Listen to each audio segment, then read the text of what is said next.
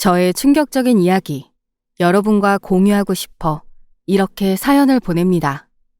저는 태어나자마자 심장질환을 가지고 있어서 여러 차례 수술을 받았었대요. 아직도 가슴에 선명한 수술 자국을 가지고 있습니다. 혼자서 저를 키우기 어려웠던 엄마는 저를 고아원에 두고 떠났다고 해요. 덕분에 어렸을 땐 고아원 원장님이 엄마인 줄 알고 우리 엄마는 왜 이렇게 아이들이 많지? 하고 혼란의 유년기를 보냈지만 조금씩 크면서 원장님은 나만의 엄마가 아닌 모두의 엄마라는 걸 알게 됐죠. 그때부터 엄마가 아니라 원장님으로 대하기 시작했고 조금씩 우울감에 사로잡혔던 것 같아요.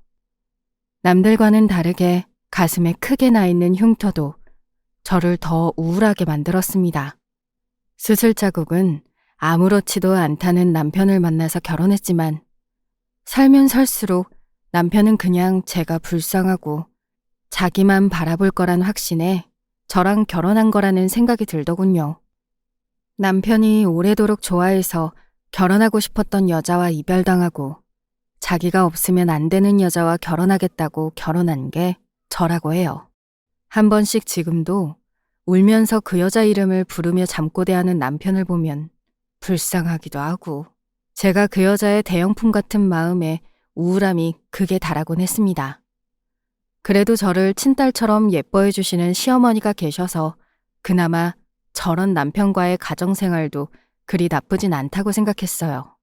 그런데 그렇게 저를 예뻐하시던 시어머니가 저를 철저하게 이용하고만 있다는 걸 알게 됐어요. 세상에 이런 막장 같은 이야기가 또 어디 있을까요? 시어머니는 저를 정말 딸처럼 대해주셨어요. 남편은 이남 일녀 중 차남이었는데 아주버님은 아직 결혼 전이었기 때문에 첫 며느리가 생긴 게 너무 좋다고 하셨어요. 결혼만 반대하지 않으셨으면 좋겠다고 생각했는데 가난한 고아를 이렇게 환대해 주시고 예뻐해 주시니 저는 정말 새로 엄마가 생긴 기분이었습니다. 전생에 엄마였던 게 아닐까 싶을 정도로 김치나 반찬 만드는 것까지 하나하나 정말 정성스럽게 다 알려주셨어요. 예, 아가 너 정말 처음 해본 게 맞니? 어쩜 이렇게 전을 예쁘게 구웠어? 내가 구운 것보다 더 예쁘구나. 아니에요, 어머니. 처음 구워서 모양이 너무 흉한 것 같아요. 어떡하죠? 아니, 간도 딱 맞고 정말 맛있고 예쁘게 잘 구웠네. 혼자 제사상을 차리려고 해도 다 차릴 수 있겠다, 얘. 열심히 가르쳐 주시면 제가 꼭 어머니 많이 도와드릴게요. 지금까지 혼자 그 많은 제사 지내시느라 정말 고생하셨어요. 그래, 정말 네가 있어서 너무 좋다. 저 말 많은 계집애 하나 있는 건 내가 그렇게 제사 때문에 힘들 때도 한 번도 도와준 적이 없었는데 하늘이 말년에 나에게 이런 복덩이를 주셨네. 사람은 누구나 인정에 대한 욕구가 있다고 하잖아요. 전 결핍이 있다 보니 사랑받고 싶고 인정받고 싶은 마음이 남들보다 더 강했던 것 같아요. 어릴 적 내가 엄마에게 짐이 돼서 버림받았다고 생각하니 내가 왜 살아야 하는지, 나는 뭘 하면서 살아가야 하는지 늘 마음이 답답하고 우울했습니다. 그거 아세요? 사랑받고 싶어서 더 친절하게 애써 노력하면 노력할수록 주변에서는 부담스러워 한다는 걸요. 그래서 사랑받고자 하는 마음을 많이 포기하며 살았는데 심지어 남편에게 사랑받고자 하는 마음도 많이 비웠어요. 근데 그게 시어머니를 통해서 채워지는 느낌이 드니까 남들보다 시어머니께 더 잘하고 싶은 마음이 들더라고요. 사실 남편은 저를 사랑하지는 않는 것 같아요. 처음엔 몰랐거든요. 제 가슴의 흉터를 보고도 괜찮다고 해주는 정말 좋은 사람이구나. 날 많이 사랑해서 이 흉터도 사랑해주는 거구나. 전 그렇게 생각했습니다. 근데 그게 아니라 그 여자가 아니면 아무라도 또 아무래도 괜찮은 거였더라고요. 대학 시절 남편은 불같은 사랑을 했다고 해요. 만난 지 얼마 안 됐을 때, 이 여자와 결혼해야겠다고도 생각했대요. 정말 운명의 상대라고 생각해서 정말 아끼고 잘해줬대요. 그 여자는 남편이 골라준 옷만 입고 남편이 힘들어 보이면 절대 친구들 만나러 가지 않고 항상 옆에 있어줬대요. 집안 형편이 너무 힘들어할 때는 남자친구가 대출받아서 돈까지 보태줬다고 해요. 그렇게 세상에 둘만 있는 것처럼 사랑했는데 만난 지 2년 만에 다른 남자가 생겼다고 이별을 통보받았다고 해요. 매달려도 보고 집 앞에서 계속 기다려도 보고 반년을 기다렸지만 돌아온 건 법원에 접근 금지 명령이었다고 하더군요. 잊으려고 군대도 가고 다른 여자를 만나도 보고 아무리 노력을 해도 그 여자를 잊기는 너무나 힘들었다고 하더군요. 그래서 자기를 꼭 필요로 하는 사람을 만나야겠다고 생각했대요. 자기한테 목매고 자기가 아니면 안 되는 사람. 그렇게 찾은 게 바로 저였대요.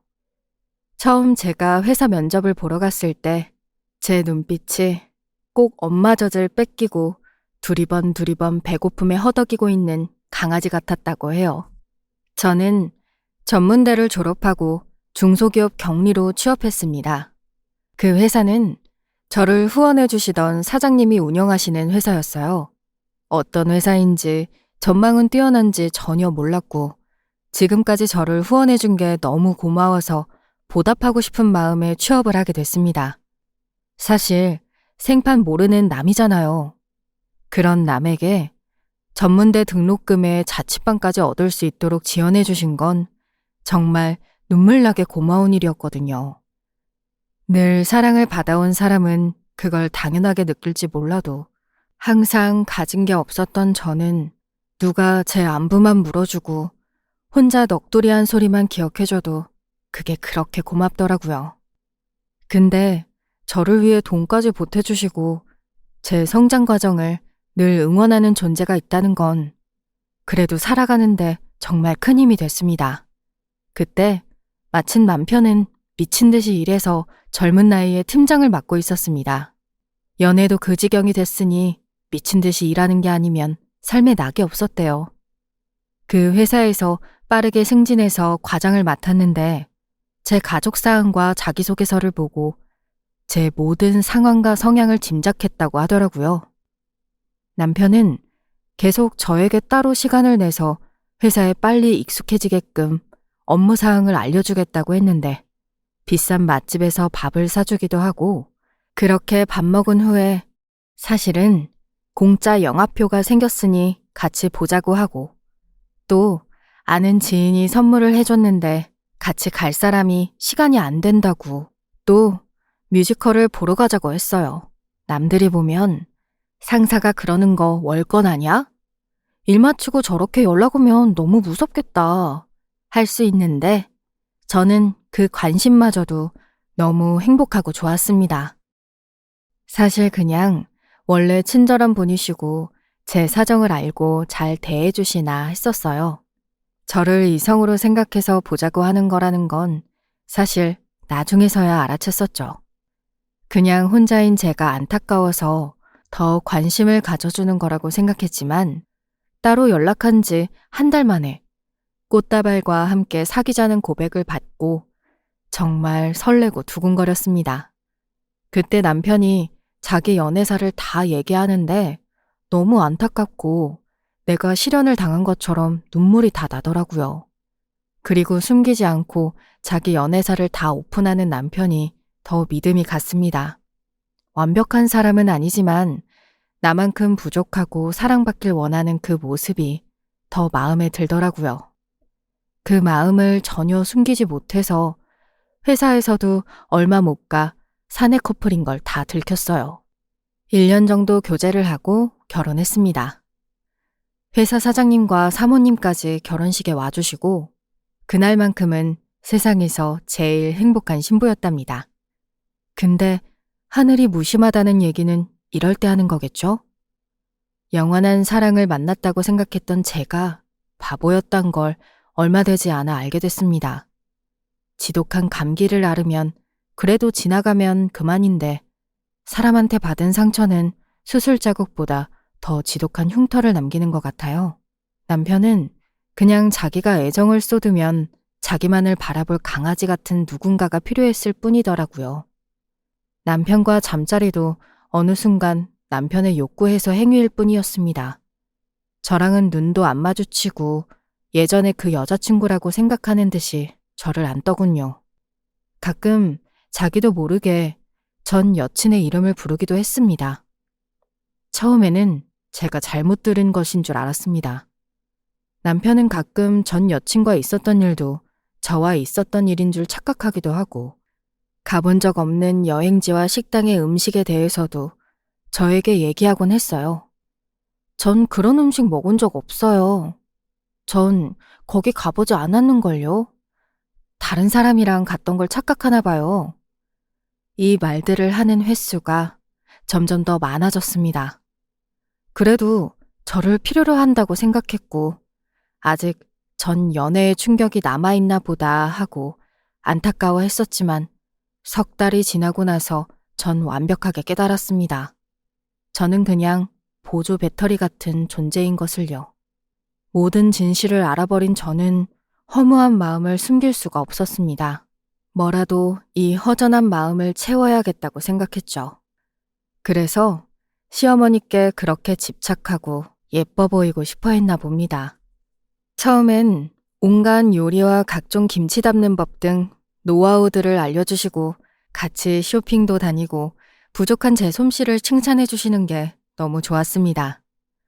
엄마랑 같이 팔짱 끼고 쇼핑하러 다니는 애들이 사실 참 부러웠었다고 얘기하면서 울었더니 당장 나가자며 손을 잡고 쇼핑몰을 2~3시간씩 돌며 쇼핑을 했습니다.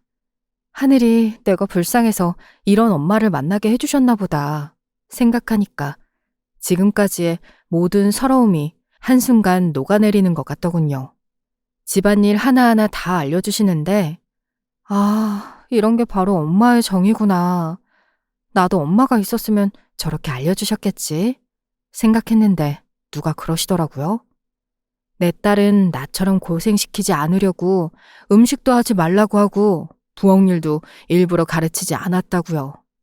사실 저 혼자만의 착각이었었다는 건 조금 후에 알아채기 시작했어요.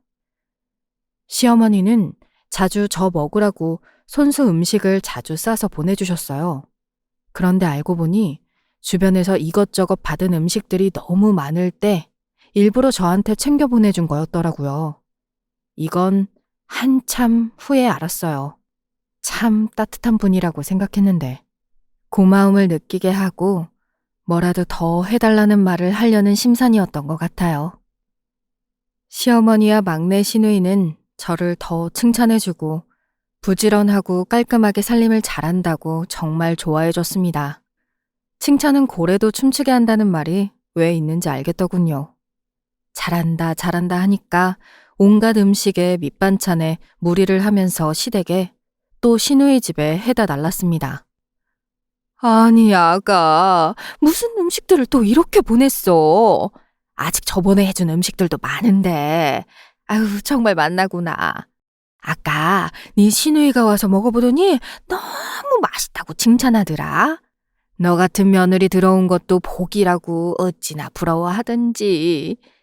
그래서 말인데 요즘 네 시누이가 회사 다니고 일하느라 너무 힘들고 지친다고 하더구나. 내가 대신하고 싶은데 요즘 손목에 계속 시큰거려서 말이다. 혹시 우리 집에 보내준 반찬들 만들어서 네 시누이 집에도 좀 가져다 줄 수 있니? 네, 어머니. 맛있게 먹어주면 저도 너무 좋죠. 아가씨 힘든데 제가 가져다 줄게요. 나는 네가 며느리로 들어와서 정말 너무 좋다. 고부 갈등이니 뭐니 그런 거 하나도 없이 딸 같은 며느리가 생겨서 너무 행복하다 정말. 네, 어머니. 저도 어머니가 제 시어머니라서 너무 좋아요. 저도 모르게 저런 칭찬들에 집착하기 시작했어요. 이렇게 해드리면 나를 더 예뻐하시겠지? 이렇게 해주면 아가씨가 참 좋아하겠지? 뭘 해주면 두 사람이 더 좋아할까? 늘 이런 궁리들만 했던 것 같아요. 칭찬을 들으면 들을수록 저는 더 무리하기 시작했죠.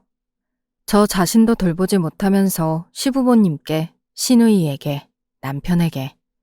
어쩌면 저도 남편이 전 여친에게 집착하는 것처럼 시댁 식구들과 남편의 사랑에 집착하고 있었던 것 같아요.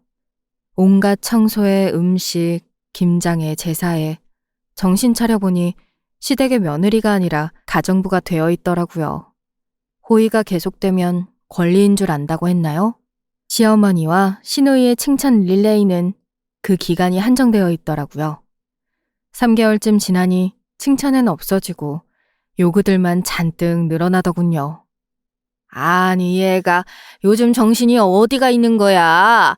솥밥 할 때 내가 잘 지켜봐야 한다고 누누이 얘기했는데 다 태우고 뭐 하는 거야? 네 시누이 곧 온다고 해서 잘 봐야 한다고 내가 했니 안 했니? 아, 어머니 다시 할게요. 어제 일하느라 잠을 좀 못 잤더니 이렇게 타버릴 줄 몰랐어요. 아, 속상해 진짜. 소고기랑 비싼 것들로만 다 골라 넣었는데 왜 하필 이때 졸아가지고 왜 날 나쁜 사람을 만드니 너는? 애 오기 전에 맛이라도 제대로 보게 해줘야 할 거 아니야. 일하고 직장에서 시달리느라 애 얼굴이 반쪽이라는데. 아 진짜. 다시 고기부터 사와라. 시댁 잡일에 시달리고 집에 와서는 남편의 사랑 없는 잠자리를 또 치러내야 했어요. 남편은 자기가 사랑했던 여자는 아니지만 자기를 꼭 필요로 하는 저에게만이라도 사랑받는 감정을 느끼고 싶었나 봐요. 그리고 늘 자기와 사랑을 나누는 게 얼마나 좋은지를 묻고 뒤돌아서 자곤 했죠. 사랑은 없고 온갖 요구들만 가득한 인간관계에 점점 회의감이 들기 시작했어요. 사람은 give and take라는데 너의 사랑을 보이라는 메시지들만 너한테 무한반복으로 도착하고 있는 느낌이었어요. 난 아직 20대 후반인데 이렇게 평생 노예 수준의 집안일에 변태 같은 남편 잠자리 시중만 들며 사는 건 너무 아깝잖아. 나도 뭔가 좀 의미 있는 일을 하는 게 낫겠어. 이건 정말 내가 원하던 삶이 아니야. 내가 왜 이런 일들까지 하면서 저 사람들한테 인정받으려고 애쓰고 있는 거지? 계속 이런 생각들이 꼬리에 꼬리를 물었습니다. 사랑이 있는 삶은 행복한 삶이지만 사랑받는 게 목적이 되니 저 자신의 가치와 저라는 사람을 희생하면서 하는 건 저를 도리어 망치는 길이라는 걸 알겠더라고요. 여보, 나 다시 복직하려고요. 아직 나이도 젊으니까 좀 더 일하고 싶어요. 내가 열심히 돈 벌어다 주는데 굳이 지금 복직할 필요가 있어? 나는 당신이 집에서 나 기다리면서 맞아주는 게 제일 좋아. 그리고 집안 행사고 뭐고 많은데 엄마 도와드리면 엄마가 회사 다니는 것보다 훨씬 더 좋아하실 텐데. 안 그래? 일을 해도 집안 행사는 할 수 있으니까요. 복직해서 일하고 싶어요. 집에만 있으니까 우울하고 답답해요. 그럼 엄마랑 상의해봐. 근데 별로 안 좋아하실걸? 엄마가 당신을 좋아했던 이유가 고분고분하게 집안일 잘할 것 같아서였는데? 세상에, 저런 말을 21세기인 지금 한다는 것 자체가 저한테는 조금 충격이었습니다. 나이 차가 나서 세대 차이가 좀 난다고 느끼긴 했지만 이슬람 국가도 아니고 말이죠. 그런데 생각보다 시어머니의 반대는 강렬했습니다. 아니 얘, 우리가 언제 너보고 돈 안 벌어온다고 뭐라고 한 적 있니? 왜 갑자기 복직을 하겠다는 거야? 우리 집에 제사가 1년에 10개가 있는 거 알지? 그리고 다음 달에 한 달에 제사 3개가 같이 있는 달인데 네가 복직하면 나 혼자 그걸 어떻게 다 하란 말이야? 너 처음에는 우리한테 잘 보이려고 이것저것 반찬도 해주고 일도 도맡아서 다 하겠다고 하더니 이제 뭐 일이 많은 것 같으니까 시어머니한테 다 떠넘기고 넌 돈이나 벌러 가겠다 이 심보냐? 일이 많아서 피하고 싶어서 복직하겠다는 건 아니에요. 제 나이도 어리고 아직 집에서 집안일만 하기 좀 아까워서요. 사회일도 하고 커리어도 더 쌓고 싶은 마음이 생겼어요. 남편도 잘해주고 집에만 있으라고 하지만 저도 제 경력이 단절되는 게 아쉬워서 그런 거예요. 이번 달엔 일이 많으니까 다음 달부터 준비해서 일 시작하겠습니다. 아니, 얘가 배가 불렀구만, 불렀어. 남편이 돈 다박다박 잘 벌어주고 따뜻한 집에서 호강하며 사는데 무슨 고생을 하려고 전화리를 피는지 모르겠네 정말. 아휴, 너 일하더라도 집안일에는 절대 소홀하지 않겠다고 약속했지? 잘 지키는지 어디 두고 보자. 그래, 다음 달부터 일하도록 해라. 그리고 이러면 나 다달이 용돈 50만 원씩 좀 다오. 네? 어머니, 남편한테 다달이 50만 원씩 받고 계신데 저한테 또 용돈을 달라고요? 남편은 팀장급이라서 월급이 저보다 훨씬 높지만 저는 그렇게 금액이 많지가 않아요. 남편 보고 더 챙겨드리라고 할게요. 죄송해요, 어머니.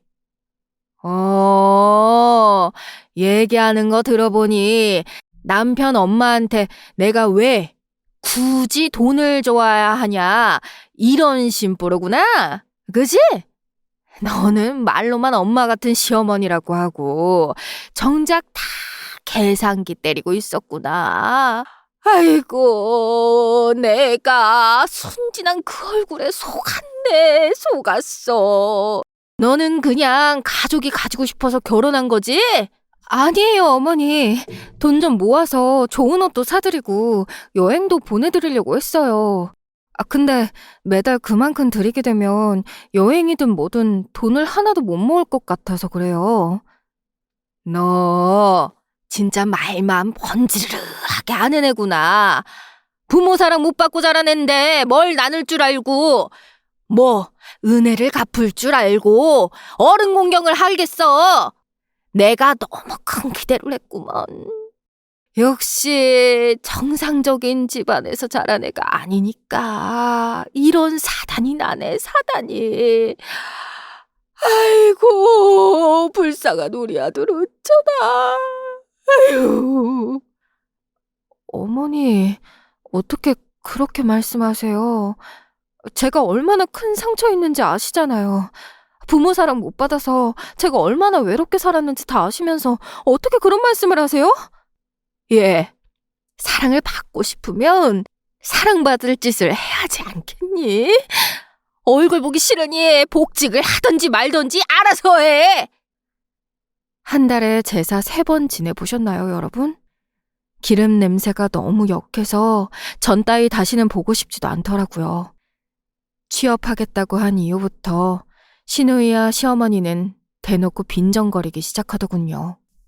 아니 언니, 격리가 무슨 커리어예요, 커리어가. 그냥 오빠가 벌어다주는 월급 따박따박 받아가지고 살림하고 애 낳고 하면 그게 행복 아니에요, 언니? 나는 저런 남편 있으면 업어주고 절을 하겠는데? 우리 엄마가 돈 벌어오라고 등 떠미는 것도 아니고, 그리고 사실 격리 월급 받아봤자 얼마 하지도 않는데 굳이 왜 그래요?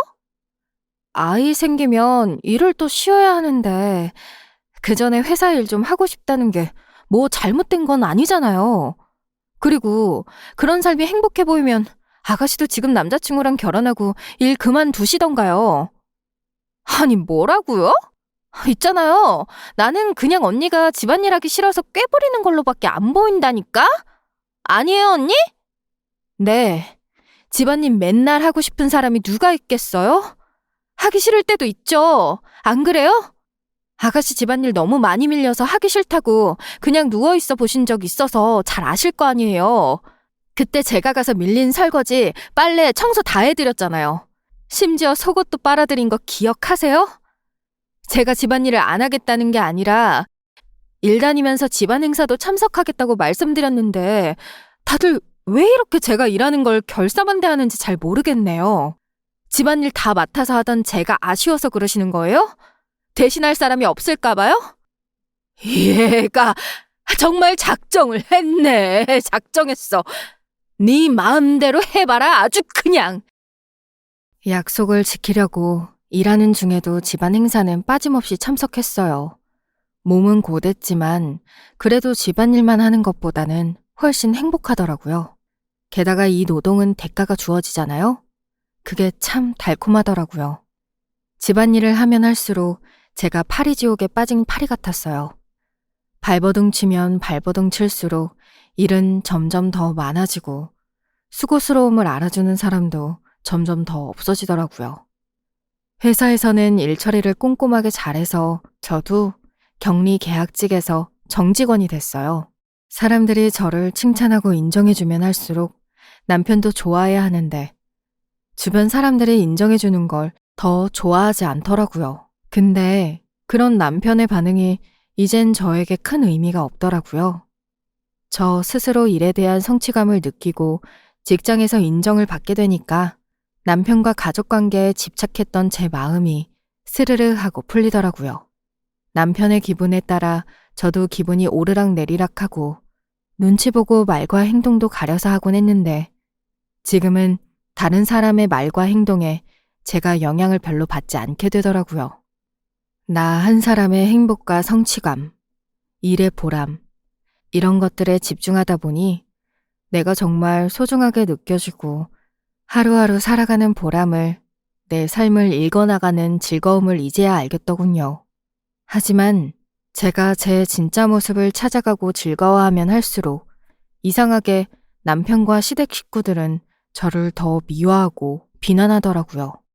그게 생각났어요. 옛날 벼슬아치들과 유학자들이 백성이 그를 깨치거나 공로를 인정해주며 벼슬을 내려주고자 하면 개떼같이 달려들어 유교의 근간이 무너진다며 말려대던 일들이요. 예전과 달라진 모습이 마음에 들지 않는다는 게 이유였어요. 알바몬이나 알바천국에다가 공고라도 제가 대신 올려주고 싶더라고요. 무보수 노비구함 이렇게요. 시누이가 시집가서 아이를 낳고 돌잔치를 하는 날이었어요. 저희 회사에서 연말정산을 하는 시기와 맞물려 정말 너무 바쁘더라고요. 회사에 그래도 양해를 구하고 돌잔치에 참석했는데 시어머니는 그런 저를 가만히 두질 않았어요. 음식 나르고 아이 돌사진 찍는데 이거 해라 저거 해라 정신이 하나도 없더라고요. 회사에 돌아갈 시간이 돼서 회사 복귀하겠다고 했더니 이 뒷정리는 다 누가 하냐고 하더라고요. 사람 불러서 쓰시라고 하고 서둘러 나왔습니다. 그 이후로 저는 못돼 먹은 년이 됐어요. 선물 줘도 좋은 소리 못 들을 것 같아서 돌반지도 주지 않고 그냥 뒤돌아섰습니다. 가정교육을 제대로 받지 못해서 저렇게 온갖 뒷담화들을 하더군요. 욕을 먹고 회사에 돌아오니 정말 눈코 뜰 새 없이 바빴는데 마음이 정말 편했습니다. 내가 행복하고 만족하며 사는 삶이 얼마나 좋은 건지 진짜 뼈저리게 느끼게 된 거죠. 오랫동안 노총각으로 있던 아주버님이 결혼할 사람을 데려왔어요. 한번 이혼 경험이 있는 여자분이었는데 대학병원에 교수로 있는 의사분이시더라고요. 전 제가 결혼할 때와 어떻게 다른지 기대하면서 보고 있었죠. 시어머니는 입이 귀에 걸리셨습니다. 드디어 아들이 결혼하는 것도 좋은데 의사 며느리라니 정말 신이 나시는 것 같더라고요. 그날 이후로 이 집안의 모든 일은 첫째 며느리를 중심으로 돌아갔습니다. 첫째 며느리가 제사가 너무 많아서 힘들다고 하니까 제사도 대폭 줄이더라고요.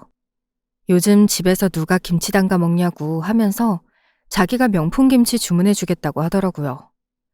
어머니는 파는 김치 정말 맛없다고 하시는 분인데 첫째 며느리가 사준 김치는 너무 맛있고 입에 맞다며 좋아하시더라고요. 그리고 저한테 주말에 쉴 때 김치 몇 포기라도 담그라고 하시더라고요. 참나. 형님, 저한테도 명품 김치 보내주셔서 저도 그거 먹고 이제 김치 안 담그려고요. 했더니 또 노발대발 하시더라고요. 문제는 그 쿨하고 잘 나가는 의사 며느리님을 추켜 세우실 때 저를 깎아내린다는 게 문제였습니다. 어머, 누구랑 다르게 가정교육을 진짜 잘 받은 것 같다. 부모님이 훌륭하시니까 자식도 참 훌륭하구나. 자식은 엄마 머리 닮는다는데 큰 오빠는 걱정할 게 하나도 없겠다. 작은 오빠는 어떡해? 은근한 무시와 돌려가기가 시작되더라고요. 큰형님이 시집 오면서 재혼이라 반대할지 모른다는 생각에 명품 가방과 각종 혼수를 의리의리하게 해왔었는데 역시 있는 집은 다르다며 이혼 경력은 신경도 쓰지 않으시더라고요.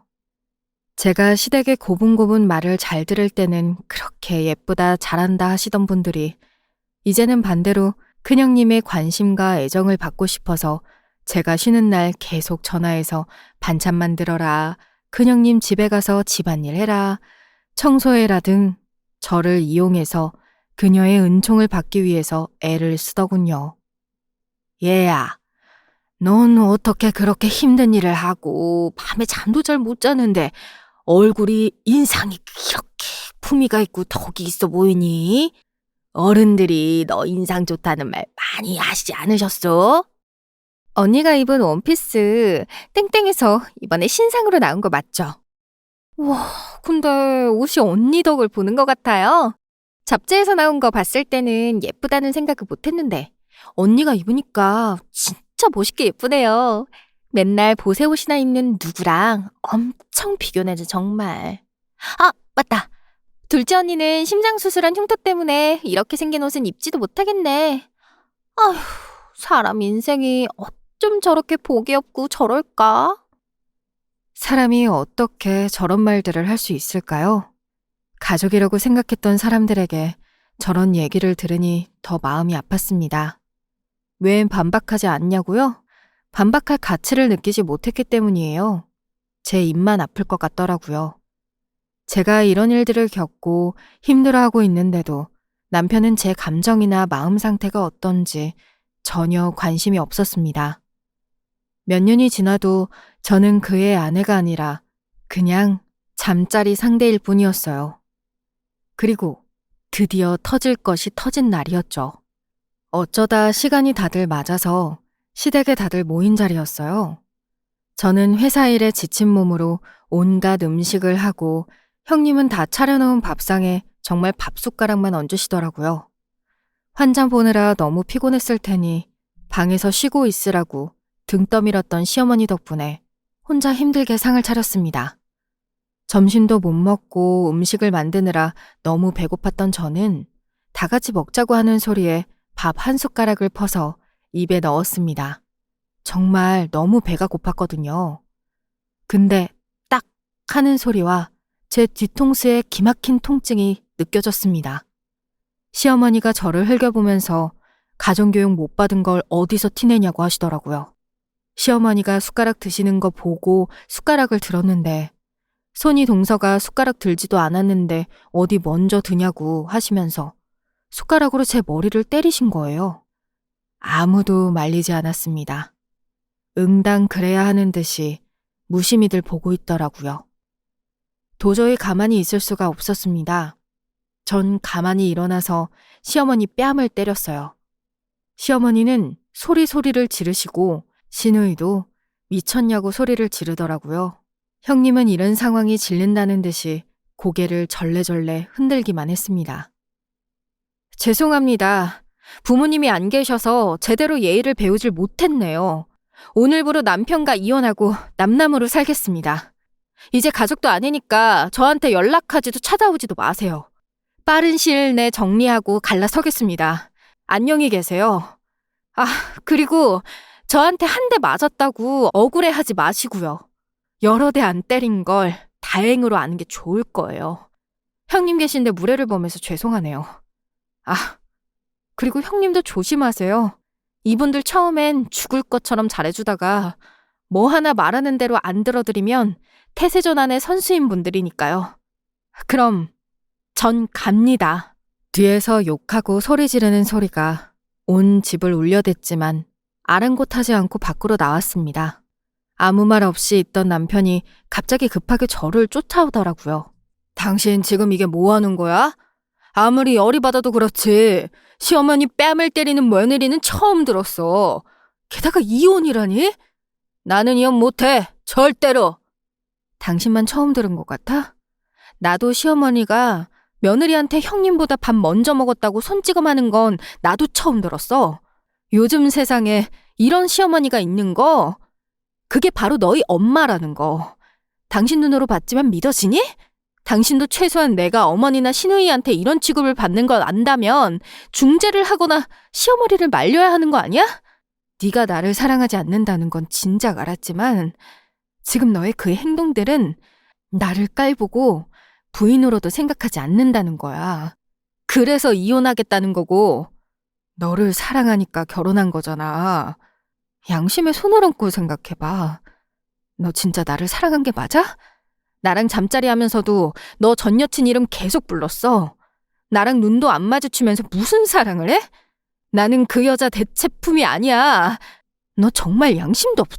우더른을 때리는 건 정말 나쁜 행동이지만 저를 때린 사람을 가만히 두는 것도 저에 대한 예의가 아닌 것 같더라고요. 사실 저도 모르게 손이 올라왔습니다. 더한 것도 할 수 있었지만 그래도 한때나마 저를 따뜻하게 챙겨주셨던 분이어서 더 이상은 할 수 없었습니다. 하지만 그렇게 한 대 때리고 돌아서니까 결혼 생활 동안 생긴 우라가 저도 모르게 다 풀린 것 같았습니다. 그렇게 웃음이 나다가 눈물이 나더라고요. 남편은 저의 일갈에 자기가 노력하겠다느니, 자기가 잘못했다느니 하는 노력도 하지 않았습니다. 그 흔해 빠진 변명조차 하지 않는 남자랑 더 살아서 뭐하나 하는 생각이 더 강력하게 들었습니다. 사람 마음은 왜 이렇게 쉽게 변하는 걸까요? 눈에 보이는 돈이나 물질이 다가 아닌데 왜 그런 것들에 집착하고 사람들 간의 사이를 망치는지, 서로 정말 가족으로 사랑하고 아껴주는 게 아니라 얕잡아보고 서로 이용하고 정말 지긋지긋한 것 같아요. 남편과 한바탕하고 집을 뛰쳐나와서 제 이야기를 어디든 털어놓고 싶은데 생각나는 사람이 없었습니다. 그러다 몇 번 인사하고 안부 인사했던 회사 사모님이 생각나더라고요. 긴 세월 저를 뒤에서 후원해 주시고 제 삶을 응원해 주셨던 게 생각이 나면서 내가 가장 잘 살기를 바랬던 사람이 아니었을까 하는 생각에 연락을 드렸습니다. 결혼해서 잘 사는 줄만 알았는데 이런 상황이 되었다고 하니까 정말 진심으로 위로해 주셨어요. 너무 공감을 잘해 주셔서 오래간만에 다른 사람의 가슴에 안겨서 펑펑 울었던 것 같아요. 보육원 원장님 이후로 처음이었던 것 같습니다. 사모님도 힘든 시기에 주변에 의지할 수 있는 사람들은 있었는데 지금의 제 상황이 너무 가슴이 아프다고 하셨습니다. 홀로서기 할 수 있도록 모든 지원을 아끼지 않겠다고 해주셨어요. 한참 펑펑 울고 있는 저를 일으키시더니 갑자기 제 손을 잡고 맛집에도 데려가 주시고 예쁜 옷도 몇 벌 사주시고 비싼 미용실에도 데려가 주셨어요. 이런 일이 있을수록 스스로에게 선물도 주고 힘이 나도록 해야 하는 거라고 하시더라고요. 진짜 어른을 처음으로 만난 기분이었어요. 여자는 좋은 구두를 신어야 한다는 말이 있단다. 좋은 구두를 신어야 그 신발이 나를 좋은 데로 데려다 준다고 하더라고. 근데 실제로 그 말이 맞더라. 좋은 구두는 나를 발도 편안하게 해주고 내 기분이 좋아지게 해. 이제는 편안하고 좋은 기분으로 좋은 곳에만 가고 좋은 사람만 만나면 되는 거야. 라고 하시면서 저한테 좋은 명품 구두를 사주셨어요. 살면서 이런 큰 금액의 신발은 처음 신어봤지만 사모님의 그 얘기를 듣고 나니 왜 이렇게 비싼 신발을 주셨는지 알겠더라고요. 기분이 꿀꿀할 때는 역시 금융치료라고 하시면서 웃겨주시는데 저도 모르게 울다가 웃어버렸네요. 지금 집에 가서 당장 짐 싸서 나오고 위자료 받을 수 있게 변호사도 알아봐 줄게. 가지고 있는 집 중에 마침 빈집이 있는데 당분간 거기서 지내면 될 것 같다.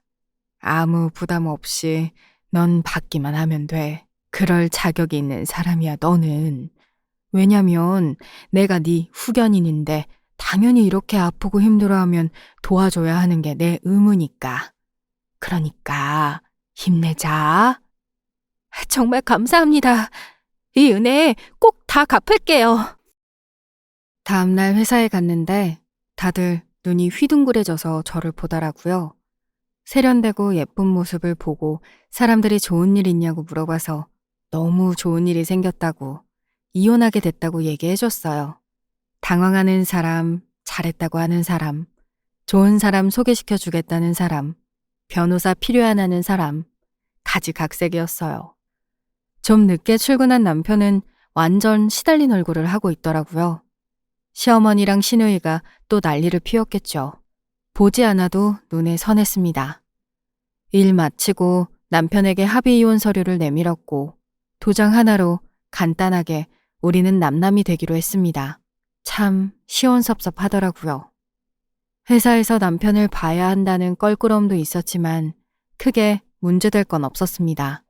위자료도 받을 마음이 없었어요. 하지만 남편은 알아서 저에게 2천만 원을 주더군요. 새 출발하는 데 쓰라고 하면서요.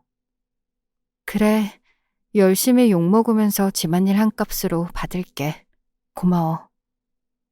몇 주 후에 회사에서는 능력을 인정받아서 격리부 팀장으로 승진을 했어요. 저는 자주 사모님과 밥도 먹고 인생 얘기도 하고 점점 더 친해졌습니다. 어느 날 사모님이 이제 때가 된 것 같다고 하시며 저한테 오래된 사진 한 장을 내미시더라고요. 교복을 입고 있던 두 여고생의 사진이었는데 보자마자 마음이 뭉클하고 이상하더라고요.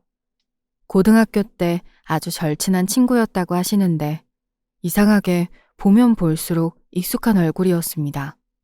제 얼굴과 많이 닮았더라고요. 사모님이 제 후견인이 된 이유라고 하셨습니다. 그 친구가 제 친엄마라고 하더라고요. 처음에는 믿기지가 않았습니다. 엄마는 고등학교를 졸업하자마자 남자친구를 사귀셨는데 의도치 않게 둘 사이에 재가 생겼다고 했습니다. 남자는 책임질 수 없다고 아이를 지으라고 했지만 엄마는 차마 그럴 수가 없었대요. 아이를 키우겠다고 하니 남자는 멀리 떠나버렸다고 합니다. 혼자 힘들게 아이를 낳았는데 태어난 지 얼마 안 된 그 애가 하루는 얼굴이 벌겋게 돼서 경기를 하더랍니다. 심장에 문제가 있어서 수술을 해야 한다는 거였죠. 운이 좋게 다른 곳에서 지원을 받아서 한 차례 수술을 했지만 예후가 좋지 않아 한 번 더 수술을 해야 한다는 거였습니다. 더 이상 경제적으로 힘들었던 엄마는 사모님한테도 정말 어렵게 도움을 청하셨지만 당시 사모님 집안도 경제적으로 어려워서 도와줄 수가 없었다고 해요. 엄마는 너무 절망한 나머지 저를 데리고 같이 물에 뛰어들려고 하시다가 저까지 죽일 수가 없어서 저는 다리 위에 부탁하는 편지를 적어서 남기고 차가운 한강물로 몸을 던지셨대요. 안타까운 사연 때문에 여러 사람들의 도움을 받아서 수술을 받고 지금은 건강해졌지만 가슴에 흉터를 가지고 있는 아이를 누가 입양하고 싶었겠어요. 저는 그렇게 보육원에서 자라게 됐습니다. 둘도 없는 친구를 그렇게 잃고 너무 마음이 괴로웠다고 해요. 내가 도와주질 못해서 친구가 죽었다는 사실에 집에만 처박혀 있었다고 하시더라고요. 이러다 큰일 날까 싶어 집안에서 선을 보라고 밀어붙이셨는데 지금의 사장님을 만나셨대요. 한눈에 좋은 사람인 것 같아서 만날 때 이런 상황을 이야기했는데 그럼 우리가 결혼하고 후견인이 되자고 하셨대요. 나중에 아이가 자라서 상황을 받아들일 수 있을 때 우리가 입양을 해도 되겠다고 하시는 걸 보고 정말 좋은 사람이구나 해서 결혼을 하셨는데 사장님 사업이 휘청거려서 당장 입양을 할 수 있는 상황이 안 되셨대요. 그래도 그 어려운 상황 속에서 다달이 제 학비랑 생활비를 보내주셨던 거래요. 제가 고등학교를 졸업할 때쯤 그나마 회사가 안정권에 접어들고 살림이 펴지게 되셨대요. 이제 좀 잘 살게 됐으니 제대로 알려볼까 했는데 우리 회사에 들어와서 얼마 되지 않아 곧 가정을 이루더래요. 앞날을 축복하고 정말 잘 살았으면 좋겠다고 빌었는데 이런 상황이 되어서 정말 마음이 아프다고 하시며 지금이라도 네 진짜 부모가 되어주겠다고 하시더라고요. 두 분 슬하에 자식이 없어서 입양하는 것에 대해서 항상 고민을 해오셨다고 해요. 저는 살면서 처음으로 부모님이 생기는 거였습니다. 그것도 다 커서 이혼까지 한 후에 진짜 가족이 생기게 된 거죠. 하지만 그건 하나도 중요하지 않더라고요. 진짜 서로 아껴줄 수 있는 가족이 드디어 생기는 거니까요. 너무 늦게 와서 미안하다. 오래 기다렸지만 이제 오래 같이 살아갈 가족이 되자 우리.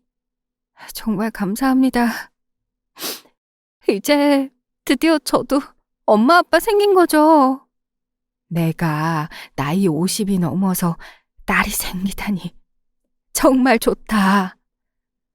그렇게 두 분이랑 같이 한 집에서 살게 됐는데 어색하기도 하고 기분이 묘하더라고요.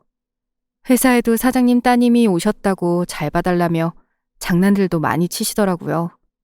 딱 한 명, 웃지 못하는 한 사람이 있지만 전혀 신경도 쓰이지가 않았어요. 얼마 지나 사직서를 내고 회사를 나가더군요. 오늘은 부모님을 뒷좌석에 태워서 맛집을 찾아가는 길이었어요. 길을 지나가는데 어디선가 익숙한 목소리가 들리더라고요. 돌아보니 전 시어머니와 그녀의 딸이었습니다.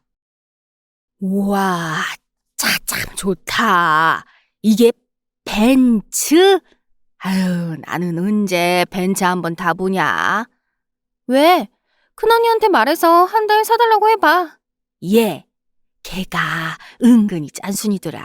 내가 돌려서 여러 번 얘기했는데 안 들리는 척 딴소리만 하더라고. 은근히 여우라니까. 머리만 좋고 순수한 맛이 없어. 순수한 맛이. 차 창문을 내리고 일부러 그 여자들과 눈을 마주쳤습니다. 저를 보고 흠칫 놀라더라고요. 저는 크게 한번 웃음 짓고 그 자리를 떠났습니다. 한마디 말도 하지 않았지만 그 둘의 눈을 보는 그 순간이 세상에 태어나서 제일 흥미롭고 재미있는 순간이었던 것 같아요. 아마 벤츠 타고 다니는 걸 봤으니 남편을 들들 볶지 않을까 했는데 남편이 카톡을 보냈더라고요. 자기 어머니가 갑자기 저를 보고 싶어 한다고요. 전 아주 예쁘게 차려입고 카페로 나갔습니다. 시누이와 같이 왔더군요. 엄마가 준 명품들로 도배를 해서 나갔습니다. 시어머니와 시누이가 눈이 휘둥그레지더라고요. 부모 없어 예절 못 배운 제가 좋은 부모님을 만나서 예의를 한번 갖춰보려고 나왔습니다. 하니 표정이 아주 애절하게 바뀌더라고요. 네가 그렇게 나가서 내가 마음이 아주 안 좋았다. 사람 인연을 어떻게 그렇게 쉽게 끊냐. 아직도 네가 담궈준 김치랑 반찬들 생각이 많이 난다. 다시 왕래하면서 좋게 지내자. 그럼 숟가락으로 제 머리 때린 거 사과해 주세요. 아가씨도 저 부려먹고 어머니랑 같이 저 돌려가게 하던 거 다 사과해 주세요. 그때는 네가 잘 됐으면 하고 그랬던 거야. 서운했다면 마음 풀어. 그래서 두 분 덕분에 지금 제가 이렇게 잘 살고 있습니다. 두 분 아니었으면 아직도 허리 휘도록 집안일만 하고 인간 대접도 못 받고 그렇게 고생하고 있었을 텐데 두 분 덕분에 이렇게 깨닫고 새 삶을 살게 해주셔서 정말 감사하게 생각합니다. 저 입양돼서 이제 성이 바뀌었고 인생이 바뀌었어요. 예전에 당신들 새치어에 놀아나던 제가 아니랍니다. 두 분한테 사과받으니까 심령 묻은 채증이 다 내려가는 것 같네요. 덕분에 웃으며 갑니다. 잘 지내시고 두 분이 다른 사람들한테 한 만큼 다 받고 사셨으면 좋겠어요. 그럼 돌아가는 등 뒤로 또 많은 욕짓거리들이 꽂혔지만 얼마나 통쾌하던지요. 전화해서 엄마 아빠에게 오늘 있었던 얘기를 해드렸더니 두 분도 한참을 통쾌해하고 또 제 등을 토닥여 주셨습니다. 이제 그 서러웠던 마음 훌훌 다 털어버리라고요. 저를 그 어려운 형편에 후원해 주시고 상처받지 않게 뒤에서 지켜봐 주신 분들이라 제가 먹을 것도 신경 써드리고 특산품이나 좋은 거 생기면 꼭 챙겨드리고 있어요. 두 분도 돈 벌고 고생하셔서 사모님이 아이를 유산하신 후 다시 가지지 못하셨는데 이렇게 복덩이가 들어오려고 아이가 없었나 보다 하시는데 저도 모르게 눈물이 나더라고요. 엄마 아빠 하면서 어린애처럼 우니까 한참 제 등을 토닥여 주셨습니다. 우리 집에 이렇게 네가 들어오고 나서 웃을 일만 가득해진 거 아냐고 하시면서 네 선물이라고 강아지도 한 마리 사주셨어요. 제가 10살짜리 어린애냐고 해도 우리 눈엔 그렇게 보이신다면서 잘 데리고 놀라고 선물을 주시네요. 강아지 애교에 투정에 내 식구가 웃음이 그칠 날이 없습니다. 물질적으로 풍요롭기 때문에 웃을 수 있는 거라고 할 사람도 있을 것 같습니다. 하지만 결혼했을 때도 돈은 있었지만 늘 사랑이 고프고 마음이 고팠습니다. 지금은 전혀 마음에 공허함이 없습니다. 저를 진정 아껴주는 사람들을 만났고 제가 진정 사랑을 나눠줄 수 있는 사람들을 얻었기 때문입니다. 제 가슴의 수술 자국이 저에게 큰 부끄러움이었지만 저를 이렇게 수술시키기 위해서 얼마나 많은 사람들이 애쓰고 노력했는지 다 알고 나니까 전혀 부끄럽지 않고 감사함만 남았습니다. 깊은 부인의 옷도 입고 다니고 자신 있게 노출하며 다니고 있어요. 그래서인지 새로운 남자친구도 생겼습니다. 또 지금의 상황을 알고 접근한 거 아니냐는 걱정을 하시는 분들도 계시더라고요. 지금의 남자친구는 운동을 하면서 처음 만났습니다. 제가 건강을 좀 신경 쓰려고 헬스장을 다녔는데 트레이너랑 운동하는 건 원하지 않아서 간단한 근육 위주로만 하고 있었어요. 하루는 제가 운동하는 걸 어떤 남자가 보더니 그 운동 말고 이 운동이 가슴 근육을 만드는데 더 도움이 된다고 추천을 해주더라고요. 보려고 한 건 아닌데 수술 흉터가 있으신 것 같네요. 저희 형도 어렸을 때 심장수술을 받아서 비슷한 위치에 흉터가 있는데 가슴 운동 중에서도 이런 운동이 몸에 크게 무리를 안 주면서도 근육이 잘 만들어져서 형이 자주 이 운동을 하니까 해보세요 하고 알려주더라고요. 그 이후에도 헬스장에서 여러 번 마주치고 한 번씩 자세나 운동을 알려주더군요. 그리고 헬스장 앞에 밥집에서도 여러 번 마주쳐서 한 번씩 동석을 하기도 했어요. 이런저런 이야기하다가 돌싱이라고 얘기하니까 처음엔 전 놀라더라고요. 자기도 그렇다고 하면서 서로 이런저런 아픈 얘기들을 하다가 동시에 서로 만나보면 좋겠다는 생각에 만나보자고 얘기를 하게 됐어요. 저를 사랑하게 되니 저를 정말 사랑해주는 사람이 생기더라고요. 친구 같은 애인으로 정말 잘 지내고 있답니다. 전 남편과는 대화가 잘 되지 않았어요. 서로 자기 목적과 자기 생각만 가득한 관계였는데 지금 남자친구와는 취미도 공유하고 서로의 생각도 공유하면서 대화하고 여행도 가면서 즐겁게 보내고 있어요. 이런 자연스러운 인간관계를 가질 수 있는 것에 감사해요. 제가 사랑받는 것에 집착하지 않으니 남자친구도 저와 함께 있으면 참 편하고 마음이 따뜻해져서 좋다고 하더라고요. 나 심장수술한 흉터 신경 쓰이지 않냐고 물어보니까 뭐라는 줄 아세요? 나는 별로 신경 안 쓰는데 너는 많이 신경 쓰여? 그럼 흉터가 어떤지 지금 확실하게 보여주라. 생각 좀 해보게. 이러면서 계속 제대로 보여달라고 난리네요. 목적은 다른 걸 더 보고 싶어 하는 거 다들 눈치채셨죠? 비록 제 유년기는 병약하고 불우하고 또 불운했었습니다. 하지만 그때도 늘 사랑받고 있었고 보살핌을 받고 있었다는 걸 알게 된 저는 누구보다 더 저를 아껴주고 예뻐해주면서 오늘도 살아가고 있습니다. 사랑받기 위해서 사는 삶이 아니라 스스로를 사랑하고 다른 사람을 사랑해주고 나눠주는 삶을 살아가시길 바랍니다. 지금의 제가 정말 행복하기 때문에 여러분들도 누구보다 자신을 사랑하며 아끼고 살아가시길 빕니다. 다들 오늘도 내일도 꼭 행복하세요. 안녕하십니까? 저는 경기도 남양주시에 살고 있는 중년 나이의 남자입니다. 제 성격상 친구 녀석들한테도 집 이야기를 거의 안 하는 편이라 누구에게 딱히 털어놓은 적 없는 사연을 이렇게 적어 내려가 봅니다.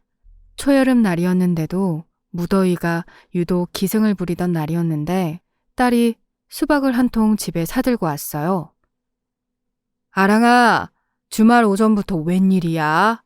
일하느라 한 주 내내 피곤했을 텐데 늦잠이나 더 자지 않고 연락도 없이 웬 수박까지 사들고 왔어? 요즘 한창 수박값이 비쌀 텐데 우리 아랑이가 돈 좀 썼네. 얼른 저기 앉아서 선풍기 바람 쐬고 있어. 아빠가 금방 수박 잘라줄게. 당연히 이 시간에는 집에 계실 거라고 생각해서 왔죠. 아빠, 수박은 시원해야 맛이 있으니까 지금은 그냥 냉장고에 두시고 이따가 엄마랑 드세요. 저는 지금 별로 과일 먹고 싶지도 않아서요. 그런데 엄마는 아직 방에서 주무세요? 자는 중이야. 내가 그냥 좀 더 자도록 그냥 뒀어.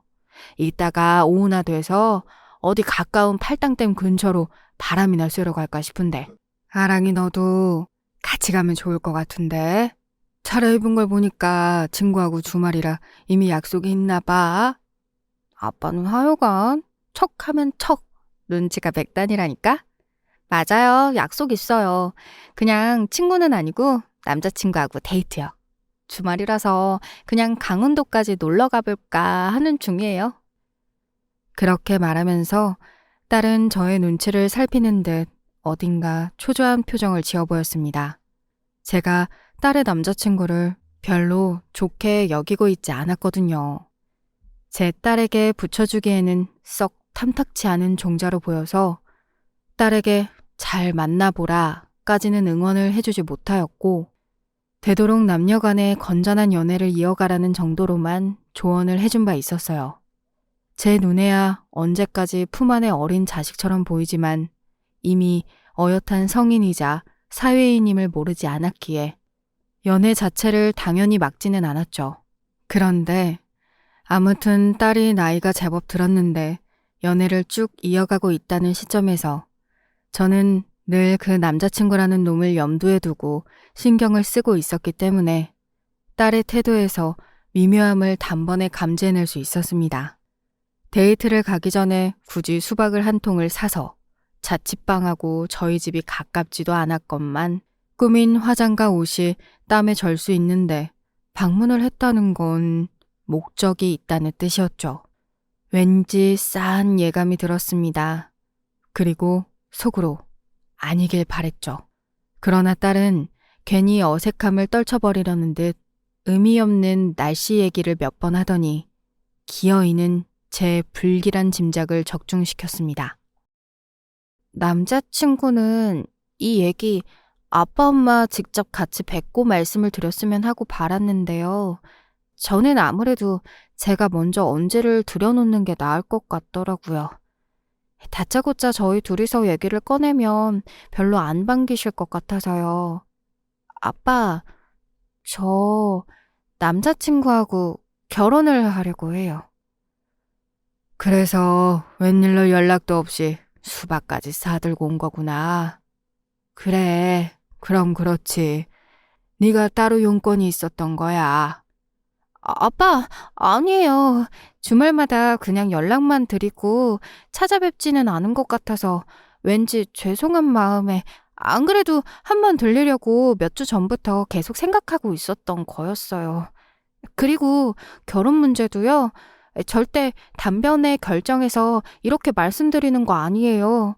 남자친구하고 여러 번 정말 수차례 걸쳐서 진지하게 대화를 나눠보고 미래에 대한 상의를 다 해본 끝에 결혼하자고 약속을 한 거예요.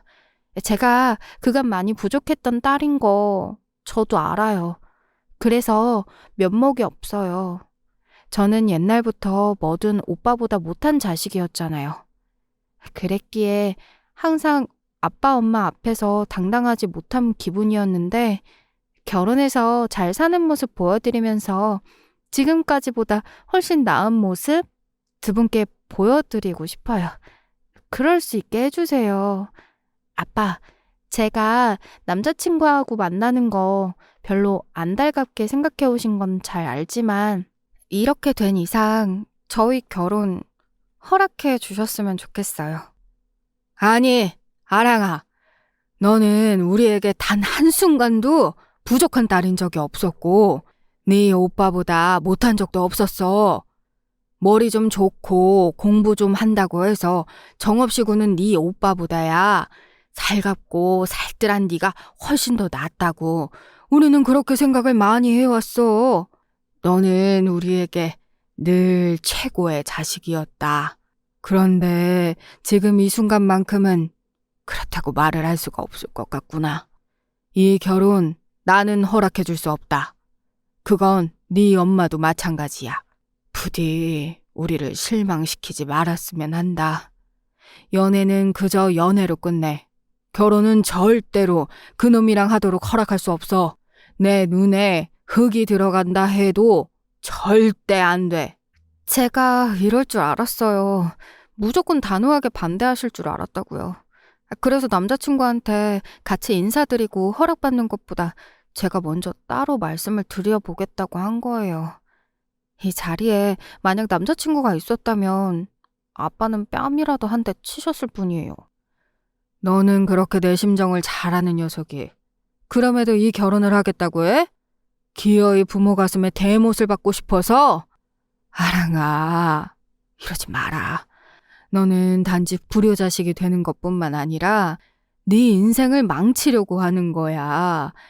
너는 네가 세상을 잘 알고 다 배웠다고 생각하겠지만 어른의 눈에서 봤을 땐 아니야. 너는 아직 네 인생을 오롯이 책임질 수가 없어. 저도 어른이에요. 저도 이제 30대예요, 아빠. 지금 제 결혼을 반대하시는 건 아빠야말로 제 인생을 망쳐놓으시는 거라고요.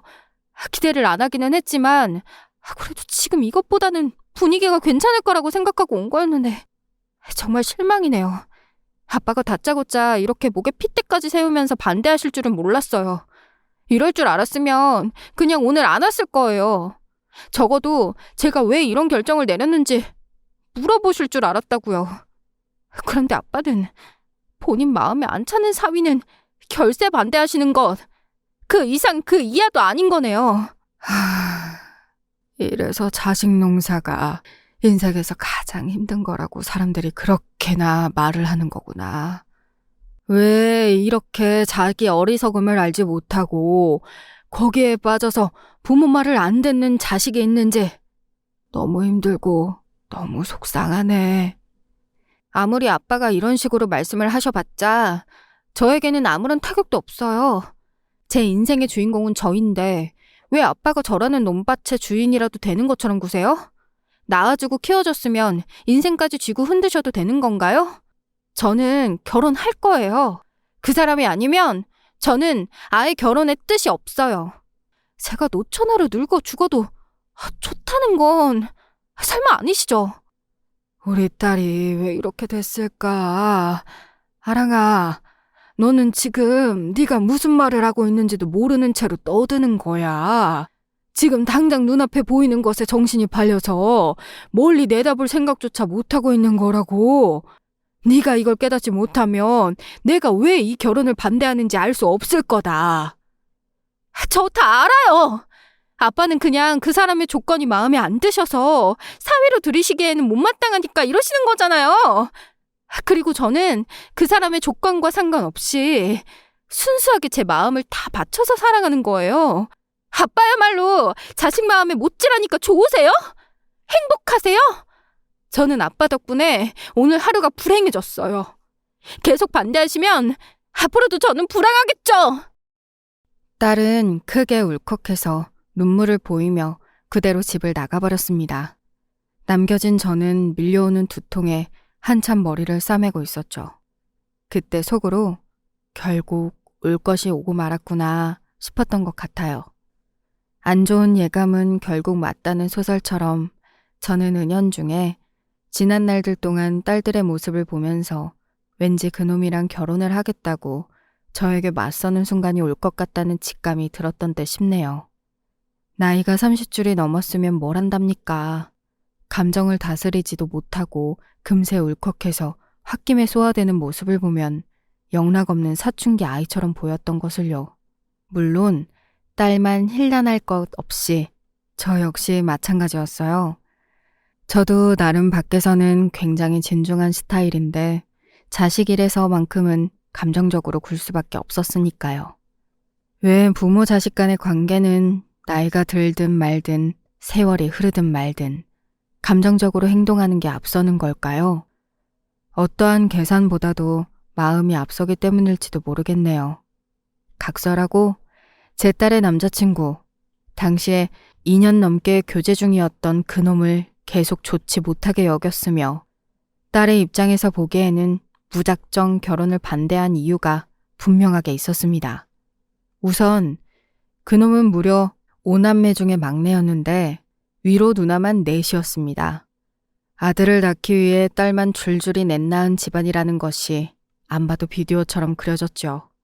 더군다나 장녀와 막내의 나이 차이가 무려 15살이었습니다. 그렇다면 제 딸에게는 단순히 시누이가 여러 생기는 게 아니라 거의 시어머니가 더 계시게 되는 셈이라고 봐도 무방했죠. 또한 그 집은 소위 큰 집으로 집안에 각종 제사를 드리는 집이었습니다. 경기도 이천에 사는 시골집이었죠. 저는 참고로 제가 독실한 신자와는 거리가 멀었으나 어쨌든 교회 다니는 집안에서 난 사람이었고요. 그렇게 저희 집 사람은 저와 결혼하고 나서 제사를 드려본 역사가 없었고 당연히 제 자식들 역시도 제사를 접해보지 않고 컸습니다. 그런데 제 딸이 그런 집에 시집을 간다니요. 영 못마땅할 수밖에 없었죠. 게다가 그 집의 둘째와 셋째는 이혼 전적이 있었습니다. 심지어 셋째는 아이만 4명인데 친부가 다 다릅니다. 이게 어디 흔한 풍경입니까? 절대 아니라고 봤어요. 그러니 저는 이걸 콩가루라고 여겼고요.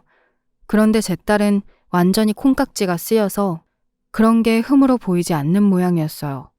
저도 둘이 연애만 하고 끝난다면 그 집안이 콩가루든 밀가루든 크게 신경 안 썼을 겁니다. 결혼을 해서 딸이 그 집안에 들어가는 게 문제였죠. 딸은 그놈을 화목한 집안에서 사랑받고 자란 막내 아들이라고 묘사를 해왔습니다. 가족들끼리 교류를 자주 하면서 지냈는데 보기 좋다고도 했고요. 각자 따로 살아도 제사가 많은 집이니 걱정일 판국인데 걸핏하면 모여서 같이 더불어 지낸다니 제가 보기에도 그건 역시도 큰 결점으로 보였습니다. 또한 딸이 말하는 그 화목함이라는 것도 근거가 빈약하다고 여겼어요. 그건 결혼 전에 쉬이 확인할 수 있는 영역이 아니라고 보았으니까요. 겉알맹이만 그럴싸한 건 세상에 많습니다. 진짜 베개가 원래 드물 뿐이에요. 무엇보다 관건인 점은 바로 제 딸의 남자친구, 그놈, 장본인이었는데요. 헬스장에서 거기 등록해 다니는 사람들을 대상으로 여러 가지 코치도 해주고 시설 관리도 하는 일을 업으로 삼고 있었습니다. 대학은 지방의 전문대, 체육 관련한 전공으로 졸업을 했고요. 헬스장 일을 하기 전에는 휴대폰 대리점에서 근무를 했었다네요. 제가 뭐 대단한 해안을 지닌 사람은 아니지만 자식 일이라서 더 기민하게 직감을 발동시켜 보았을 때 그놈이고 그 집안이고 전부 느낌이 좋지 않았습니다. 살아온 경험에 의거해서 비추어 보아도 그랬습니다. 하나를 보면 열을 안다는 말처럼 그런 조건들이 너무 별로인데 굳이 다른 것들이 괜찮을 거라고 여길 필요는 없는 듯 싶었죠. 저는 대단한 사위를 보고 싶다는 욕심을 가진 적이 없습니다. 그저 딸이 착하고 성실한 남자를 만나서 평범한 결혼 생활을 하길 바랄 뿐이었어요. 하지만 제 딸의 생각은 다른 모양이었습니다. 제가 자기 남자친구를 달가워하지 않는다는 이유로 제가 대단한 사익감을 욕심내는 거라고 보았죠. 제 딸이 저를 한참 봐도 아주 한참 잘못 본 거였어요. 그러나 딸은 언제부터인가 그놈에게만 몰두하면서 제가 건네는 자잘한 충고들을 무시하기 시작했어요. 그러더니 결국 결혼이라는 사달을 낸 거였네요. 이럴 줄 알았다면 초반에 기를 쓰고 용을 써서라도 둘을 갈라놨을 거였는데 후회가 막심했습니다. 게다가 저희 집 사람 많이 아픈 상태였어요. 딸이 문제 많은 놈이랑 결혼하네 만회하면서 자기 부모와 승강이를 벌일 때가 아니었습니다. 특별히 몸 어디가 아픈 것보다는 저희 집 사람은 심신이 고단한 상태였으나 정신적으로 무너져 있었어요. 지금은 대중적으로 많이 알려진 지 꽤 됐지만 당시만 해도 연예인들이나 해당이 되었던 공황장애라는 진단이었습니다. 집사람은 노쇠하셨던 장모님과 함께 효도를 해드리겠답시고 어느 봄날에 외출을 하였었죠. 그랬다가 인도에 무식하게 올라온 오토바이에 치여 쓰러지시는 장모님을 집사람은 바로 눈앞에서 봐야만 했습니다. 병원으로 옮겨지신 지 몇 시간 되지 않아 장모님께서는 세상을 떠나셨고요. 그 후로 집사람은 온 집안 식구들에게 많은 위로를 받았고 저 또한 훌훌 털고 일어나라며 용기를 주었습니다. 슬픔과 충격에 칩과하던 집사람이 다시 열심히 살아보려고 대형마트의 고정판매 사원으로 일을 시작했었죠. 이게 또 잘못되었어요. 여기서 몹쓸 파벌을 만든 아주머니 사원들이 집사람을 살살 왕따시키기 시작했고 심지어 담당자들과 집사람 사이를 이간질했습니다.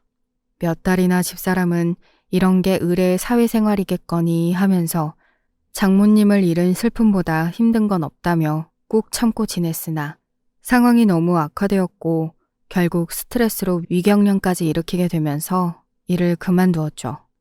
그러면서 제가 그 전말을 드디어 알게 되었고요. 열받은 제가 그곳에 쳐들어가서 주동자들을 만났고 대체 왜 그랬냐고 캐물었습니다. 모른 척하면서 억울하다며 잡아떼던 그들이 결국 뭐라고 저에게 실토했는지 아십니까? 저희 집사람이 꼴에 이런 일 해본 적 없다는 티를 팍팍 내면서 머리 모양도 고상하게 하고 다니는 게 꼴보기 싫었는데 어느 날 자기 아들이 서울대 나와서 대기업 다닌다는 자랑까지 하니까 도저히 참을 수가 없었다고 말했습니다. 결국 그런 이유로 사람을 극한까지 몰아간 거였어요. 그들은 반성하고 있다면서 고개를 숙여 보였으나 그건 제 집사람이 겪게 된 후유증에 비하면 아무것도 아닌 속죄였습니다. 집사람은 그 이후로 마트에 가면 심장이 빨리 뛰고 숨이 가빠오는 증상을 겪게 되었어요. 그러다가 차차 시장에 가도 식은땀이 나기 시작했죠. 아무것도 아닌 장소, 상황에서도 집사람은 갑자기 죽을 것 같은 공포를 느끼며 발작을 일으키기도 했습니다. 저는 집사람을 최우선으로 두며 지내게 됐었죠. 무엇보다 집사람의 안정이 최우선이었어요. 자기 엄마가 이런 상태고 나아지려면 시간이 더 걸릴 게 뻔한데 그걸 알면서도 딸은 자기 욕심을 우선시했습니다. 굳이 저희 부부가 원하지 않는 그 결혼을 하겠다고 그 시기에 우길 필요가 없었어요. 그래서는 안 되는 거였어요. 가뜩이나 심심이 약해져 있는 집사람이 딸이 기어이 결혼을 하겠다고 했다는 걸 알면 어떻게 될지 저는 그게 걱정이었습니다. 되도록 딸이 머리를 좀 식히고 나서 저와 다시금 대화를 하기를 바랐지요. 하지만 딸은 제 예상을 뛰어넘었어요. 엄마, 진짜로 아프신 거 저도 잘 알아요. 많이 힘들어하시는 것도 잘 알고요. 그런데요, 딸 인생이 달린 문제에서만큼은 엄마가 아무리 아프시더라도 힘을 내주셔야 하는 거 아닐까요? 엄마, 저 정말 그 사람하고 결혼하고 싶어요. 그 사람이 저 행복하게 만들어준다고 했고요. 제가 살면서 느껴본 적 없던 정다운 소속감 같은 걸 그 사람의 가족들을 보며 느낄 수가 있었어요. 저요. 아빠는 미친 듯이 반대하시지만 이 결혼 잘 해서 잘 살아갈 자신 있어요. 엄마가 저 믿어주셔야 돼요. 지금은 엄마뿐이에요. 네가 결혼을 하겠다고? 지금 만나는 그 사람하고? 하랑아, 나는 이걸 어떻게 받아들여야 할지. 우선 지금은 가슴이 너무 뛰고 식은땀이 줄줄 흐르는 것이 도저히 진정이 안 되어서 너하고 대화를 더 나눌 상황이 아닌 것 같구나. 내가 머리 좀 식히고 생각을 많이 해본 뒤에 다시 너하고 얘기를 했으면 해. 네, 알았어요. 엄마, 기다릴게요. 대신 저를 너무 기다리게 하지 말아주세요. 그랬다가는 제가 더 못 기다리고 그냥 그 사람과 도망치듯 결혼해버릴 수도 있으니까요. 저는 그런 불효녀가 되고 싶지는 않아요. 이럴 수는 없었습니다. 딸은 기어이 자기 엄마에게 상황을 실토하면서 허락을 마치 강요한 것이에요. 집사람의 안색이 바로 파리에 졌었다고 하는데 딸은 그것보다 자기 문제가 더 우선이라는 것처럼 굴며 괜찮냐고 물어보지도 않고 휙 가버렸다고 하더군요. 그것에 집사람은 충격을 받아서 몸져 누웠습니다. 벌어진 상황을 듣고 알게 된 저는 분노했고요. 딸은 완전히 제정신이 아닌 것 같았어요. 그놈이 아주 우리 딸을 망쳐놨구나. 우리 아랑이를 천지분간 못하는 사람으로 만들어놨어. 최근에 뉴스에 보니까 정신적으로 상대를 회유하고 함락시키고 자기가 원하는 대로 이끌어가는 것도 요즘은 범죄라고 부르던데 아무래도 우리 딸이 단단히 질 나쁜 놈에게 걸린 모양이야. 그만 진정해요. 우리 딸, 우리 눈에는 어디까지나 아직 품 안에 어린 자식 같지만 성인이잖아요. 사회인이에요. 스스로 옳고 그름을 분간하고 결정할 나이가 되고도 남았죠. 다른 걸 다 떠나서 여보, 우리가 끝까지 반대해서 이 결혼을 결국 못하게 되었다고 쳐요. 아랑이가 우리를 죽도록 원망할 텐데 우리가 그걸 견딜 수 있을까요? 그래도 자식 인생 망치는 것보다야 낫지. 당신도 어른핏이 눈치채서 알고 있었잖아. 우리 딸이 만나는 그놈이 아주 별로라는 것 말이야. 어떻게 그런 놈을 사위로 들을 수가 있겠어? 배경이 마음에 안 드는 건 솔직히 부가적인 문제고 그 장본인이 가장 걸림돌이지. 우리 앞에 직접 나타나서 우리를 설득하고 허락을 구하고 이럴 자신이 없고 배짱이 없으니까 아랑이 뒤에 숨어 있잖아. 아랑이를 실컷 조종이나 하면서 사내 녀석이 치사하게 뒤에 숨어 있어? 이런 남자망식 다 시키는 놈 같으니라고. 전부 다 우리 아들 같았으면 딸 둔 부모들이 걱정이 없었겠죠. 그런데 세상이 그렇지 않다는 거 당신도 알고 있잖아요. 그리고 결혼해서 잘 살 수도 있어요. 둘이 서로만 좋다면 그걸로 족할 수도 있는 거죠. 집사람의 말이 설득력이 있었기에 제 머리가 조금은 식혀지는 느낌이 들었어요. 그런데 그렇게 말한 집사람의 표정이 정작 아주 어둡고 힘이 없어 보여서 많이 착잡한 건 어쩔 수가 없었습니다. 집사람도 왜 이 결혼을 더 반대하고 싶지 않았겠나요? 자식에게는 부모 없다는 심정으로 딸을 더 힘들게 하고 싶지 않아서 어쩔 수 없이 허락할 만한 이유를 찾는 것이었죠. 자기 동생의 결혼 소식을 듣고 아들이 기가 막혀 했습니다. 뭐예요? 결국 지금 만나는 그 자식이랑 결혼을 하겠다고요? 아랑이가요? 아버지, 엄마, 이거 그냥 두고 보실 거예요? 결혼이 애들 장난도 아니고 딱 봐도 책임감 하나 없고 번지르르한 놈인데 결혼을 이렇게 결정할 수는 없는 거예요.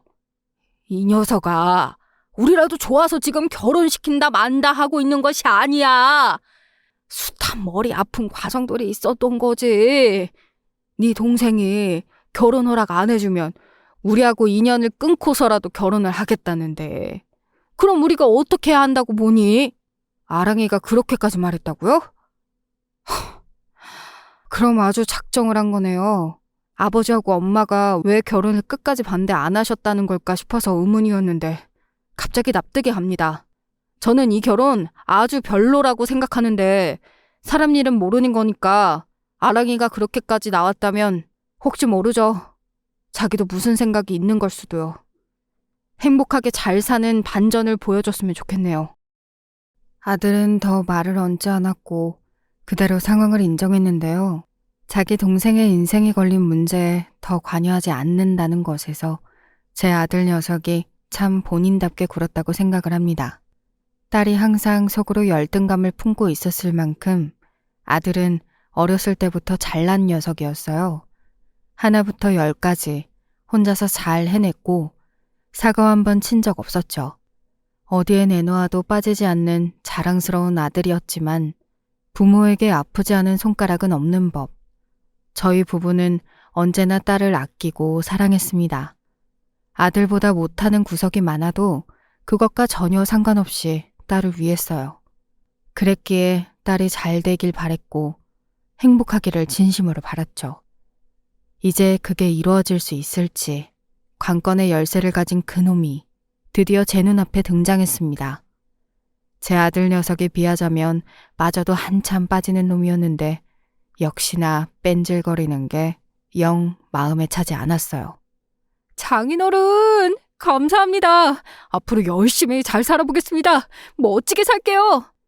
그래, 나를 벌써 장인어른이라고 부르는 것만큼은 배포를 크게 사야겠는데 앞으로 열심히 잘 산다는 것은 구체적으로 어떻게 하겠다는 건가? 무슨 계획이라도 있나? 예? 당연히 그러니까 노력을 항상 해야겠죠? 모든 건 사람 마음먹기에 달린 법입니다. 항상 노력을 하면서 살아야 합니다. 네, 맞습니다. 노력하겠습니다. 횡설수설하는 꼬라지를 보니까 속에서 열불이라는 게 솟아올랐습니다. 그런데 이 사위라고 하고 싶지도 않은 놈을 보며 제 딸은 꾸밈 없고 가식 없는 순수함을 보고 있었다는 게 정말 아이러니했어요. 같은 사람을 봐도 누군가의 눈에는 한심해 보이는 반면 또 누군가의 눈에는 한없이 맑은 성정으로 보였다니 어이가 없을 따름이 없죠. 이 대책 없이 해맑은 면모가 딸의 마음을 사로잡은 것 같았습니다. 저희 집안에서는 도저히 찾아볼래야 찾아볼 수 없는 유형이었으니 딸이 보기에는 그놈이 아주 색다른 매력의 소유자로 보였을 수도 있죠. 우리 집은 딱 네 식구가 오붓하게 살아왔고 집안 행사도 잘 없었고 재산은 아예 없었기 때문에 내 딸이 그 집안의 일원이 되면 겪어본 적 없는 풍경을 보고 힘들어야 할 것 같다는 생각이 드네만 자네는 이것을 어떻게 대처할 셈이야? 내 딸이 자기 시댁에 꼭 필요한 일이 아니면 되도록 발길을 안 하고 살도록 그렇게 해줄 수 있나? 예? 글쎄요. 아랑이가 워낙 저희 가족들이 복작복작거리면서 사는 걸 좋아하는지라 장인어른께서 말씀하시는 바 그걸 원할지는 제가 잘 모르겠는데요. 저희 누나들이 드디어 처음 생기는 올케라면서 아랑이를 벌써부터 엄청 예뻐해주고 있거든요. 아랑이는 자기가 여자 형제도 없고 집에서 외동마냥 외롭게 자랐는데 저희 누나들이 잔뜩 있어서 너무 즐겁다고 그랬습니다. 그걸 보면 아랑이는 시댁에 충성하는 좋은 며느리가 될 것 같아요. 여태까지 재산은 누나들이 다 책임지고 해왔기 때문에 아랑이가 고생할 일도 없습니다. 복작복작한 시댁에서 아랑이가 좋은 며느리 노릇하며 살 수 있도록 장인어른께서 응원 많이 해주십시오. 기를 불어넣어주세요. 팍팍! 정말 웃기지도 않았습니다. 무슨 기를 불어넣어준다는 겁니까? 이 결혼 어그러지라고 기를 쓰고 기도를 올리고 싶은 심정이었는데 말이죠. 그놈이 말로는 문제 없다는 듯이 모든 게 만사 오케이라는 듯이 말을 하고 있었지만 저는 모든 게 미심쩍었어요. 저렇게 말을 번지르르하게 하는 놈 중에서 멀쩡한 놈을 제가 살면서 본 역사가 없었습니다. 충성? 좋은 며느리? 자네, 지금 그걸 내 앞에서 할 말이랍시고 하고 있는 거야? 자네에게는 정말 미안한 얘긴데 나는 자네가 내 딸, 우리 아랑이를 놓아줬으면 해. 진짜 사내대장부라면 그렇게 해줘야지. 사랑하고 있다면 내 딸을 이쯤에서 놓아줘. 부모가 반대하는 결혼을 하게 하고서 어떻게 무슨 수로 행복하게 해준다는 거야? 그건 말이 안 되지. 사랑하는 여자를 놓치는 것이야말로 저는 사내재정부로서 못할 짓이라고 생각합니다. 그리고 장인어른과 장모님께서 넓은 아량으로 기쁘게 저희 결혼을 허락해 주시면 다 해결될 일 아닐까요? 그 다음부터는 제가 노력을 해서 열심히 잘 살면 되는 것이고요. 와, 정말이지. 대화가 안 통하더군요. 벽을 보고 말을 하더라도 이것보다 심정이 복잡하지는 않을 것 같았습니다. 무슨 말을 더 하겠나 싶어서 그냥 이만 가보라고 그랬어요. 저희 집을 나서면서 그놈이 남긴 말이 그 와중에 참 과간이었네요. 저는 저를 사랑해서 죽을 수도 있다는 여자를 설득할 수 없으니까요. 장인어른께서 어디 한번 이 결혼하지 말라고 아랑이를 열심히 설득을 해보시는가 말든가 뭐 그렇게 해보십시오. 저는 말리지 않겠습니다.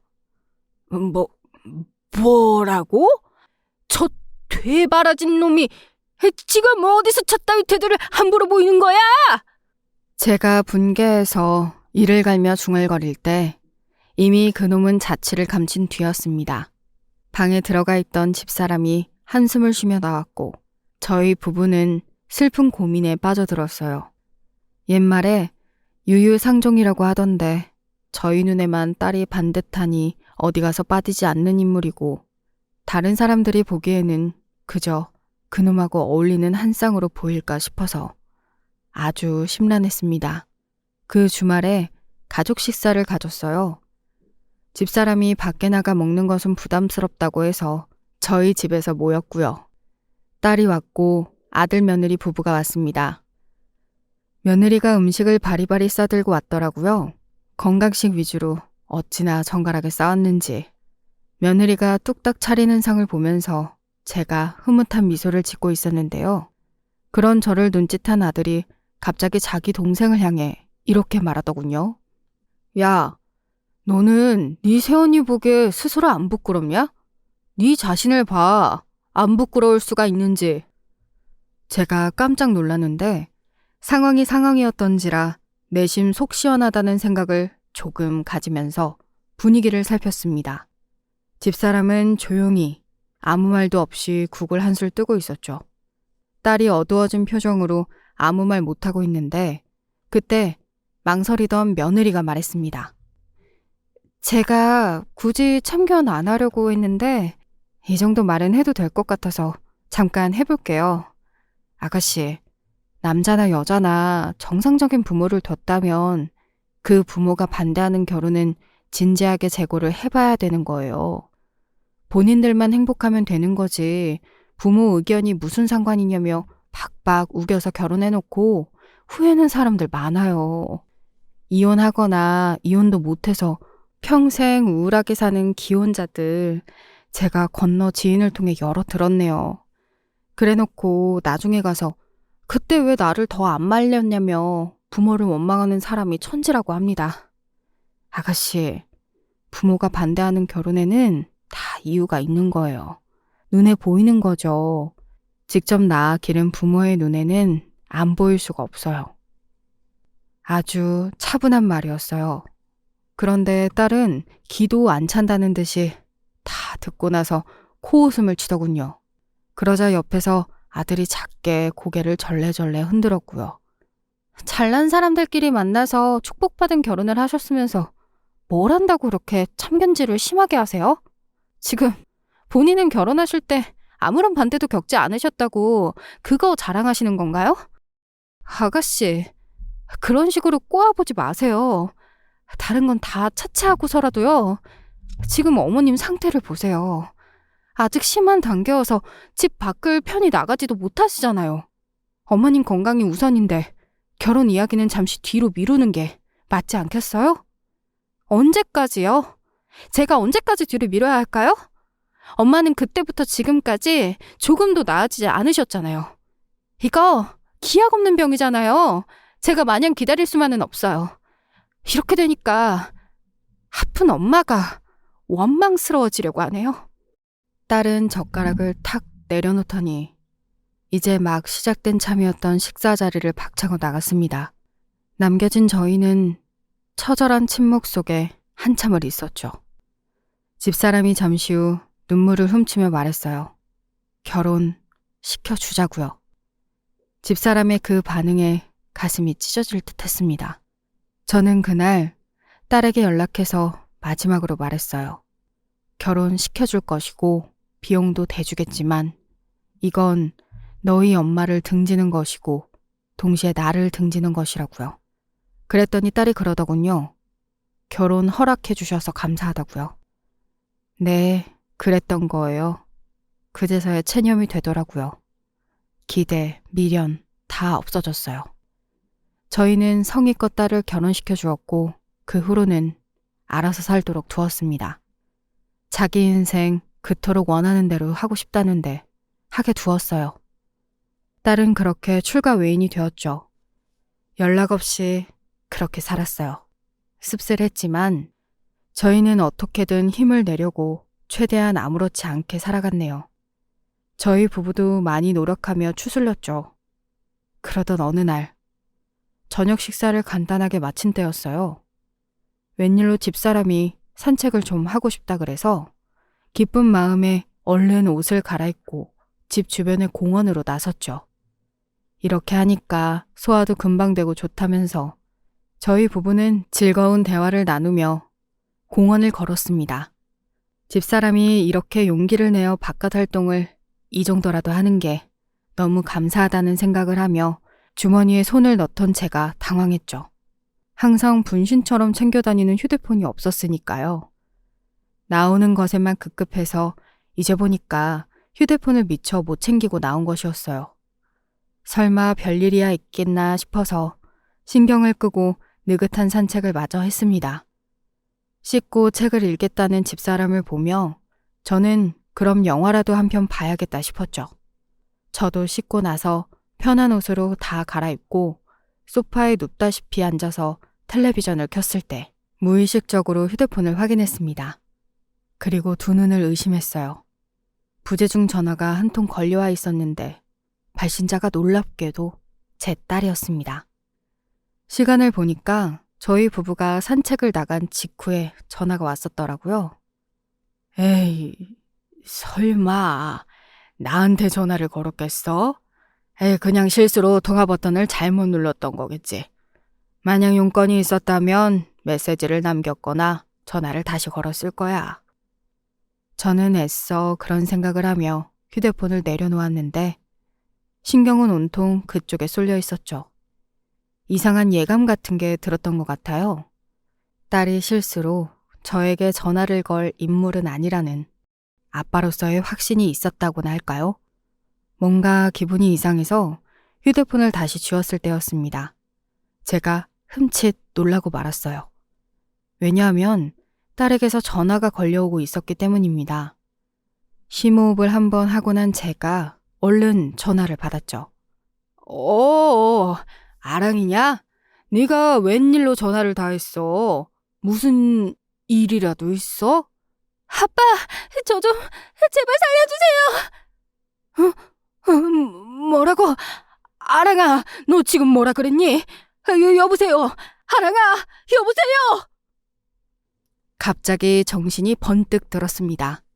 어느새 전화가 끊겨 있었는데 딸은 분명히 저에게 다급하고 간절한 목소리로 살려달라고 그랬어요. 저도 모르게 자리에서 벌떡 일어나서 고민하다가 딸에게 전화를 걸어봤습니다.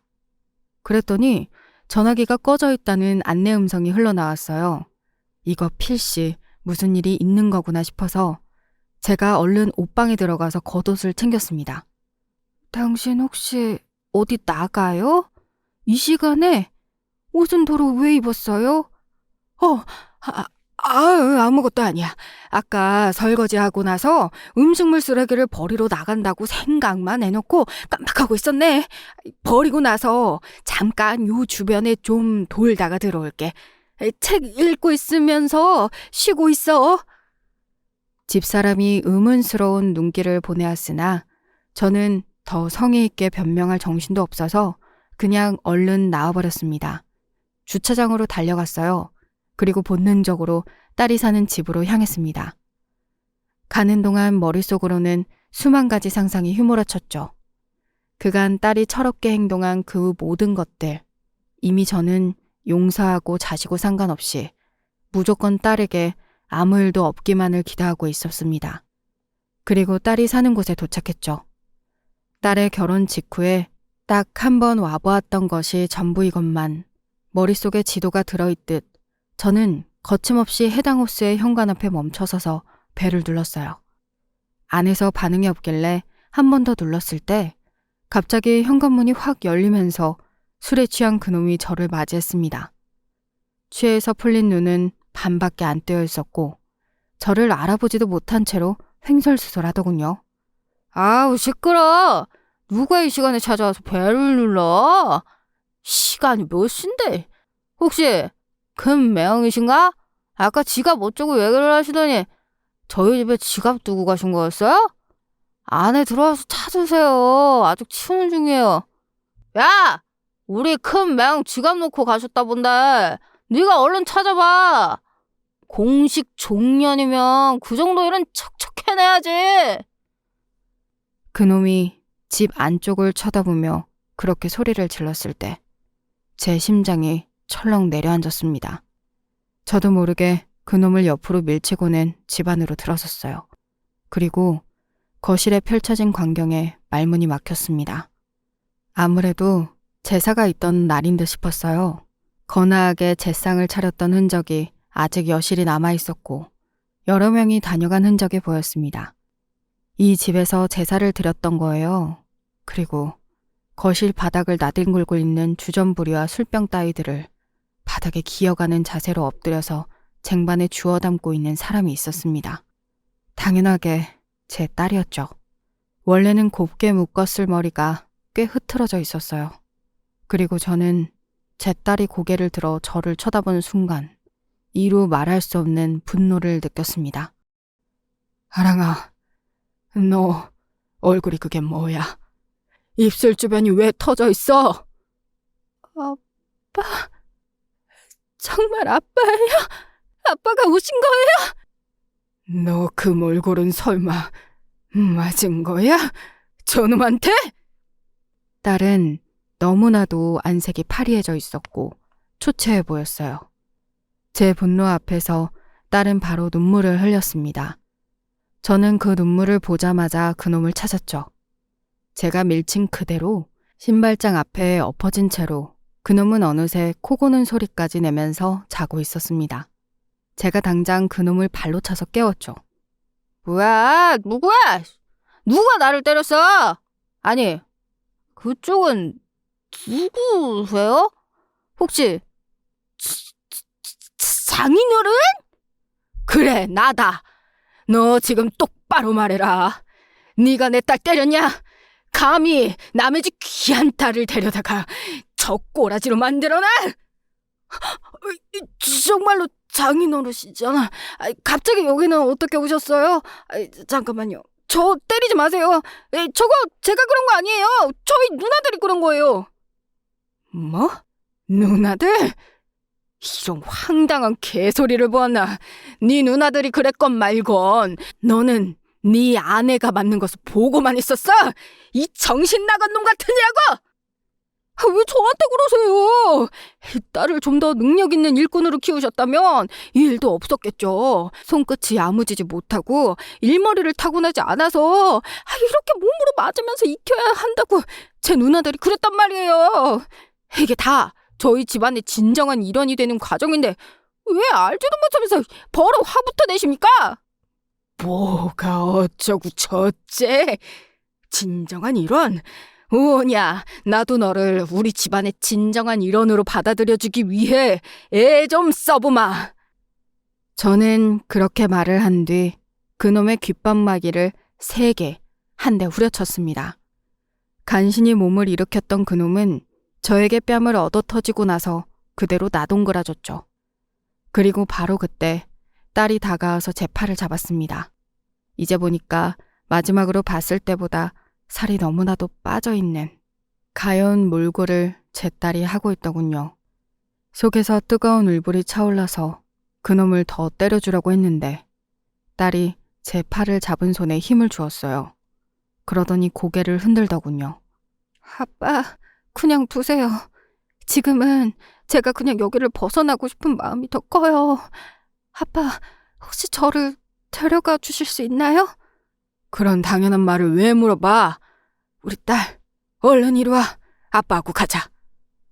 저는 딸의 어깨를 부축하듯 감싸안고 그 집을 나왔습니다. 차에 올라타자마자 딸이 눈물을 훔쳤어요. 저는 병원에 데려가고 싶었으나 딸이 그걸 원하지 않았어요. 그래서 하는 수 없이 집으로 향했는데요. 아무 말도 없이 조용히 집 앞에 도착하고 나서야 저하고 딸, 둘 다 한 가지 사실을 깨달았습니다. 집에는 집사람이 있었죠. 집사람이 이런 일을 알면 크게 충격을 받고 쓰러지기라도 할까봐 그게 걱정이었습니다. 딸도 그게 마음에 걸렸는지 어쩔 줄 몰라 하고 있을 때였어요. 갑자기 제 휴대폰으로 전화가 걸려오더군요. 발신자는 집사람이었습니다. 공교로운 타이밍이라 저는 딸의 눈치를 한번 살핀 후에 전화를 받았어요. 그리고 깜짝 놀라고 말았죠. 집에 도착했으면 집에 들어와야지. 왜 안 들어오고 그러고 있어요? 혹시 아랑이 저녁은 먹었대요? 안 먹었다고 그러면 집에 누룽지 있는 거 끓여주면 좋을 것 같은데요. 당신 아랑이가 같이 있는 걸 어떻게 알았어? 당황한 제가 두리번거렸는데 그러다가 멀리 있는 집사람하고 눈이 딱 마주쳤어요. 집사람이 집 밖에 나와서는 주차장 쪽을 바라보고 있었던 거예요. 저는 딸과 함께 집으로 들어갔습니다. 딸의 몰골을 마주한 집사람은 충격이 큰 듯 잠시 눈을 감고 손으로 심장 언저리를 만지더니 이내 딸을 가만히 안아주었어요. 그때부터 딸이 정신없게 울기 시작했죠. 한참이나 울고 난 끝에야 진정이 됐는지 따뜻한 누룽지가 끓여진 식탁 앞에 앉았습니다. 딸이 말을 꺼내기에 앞서 집사람이 밝혀주더군요. 제가 허둥지둥하면서 집을 나설 때부터 무슨 일이 있다는 직감을 받았다고요. 그리고 그게 딸의 일일 거라는 생각이 들어서 애가 타는 마음으로 집 밖에 나와서 기다리고 있었던 거라고 했습니다. 집사람은 제가 생각한 것보다 강한 것 같았어요. 엄마의 힘이라는 건 신체 상태를 초월하는 것이었나 보더라고요. 집사람은 그 어느 때보다도 의연하고 강인한 얼굴로 딸의 이야기를 묵묵히 기다렸습니다. 이윽고 딸이 지난 결혼 생활의 이야기를 꺼내놓았는데 정말이지 기가 막힐 따름이었습니다. 아주 미친 집안이었어요.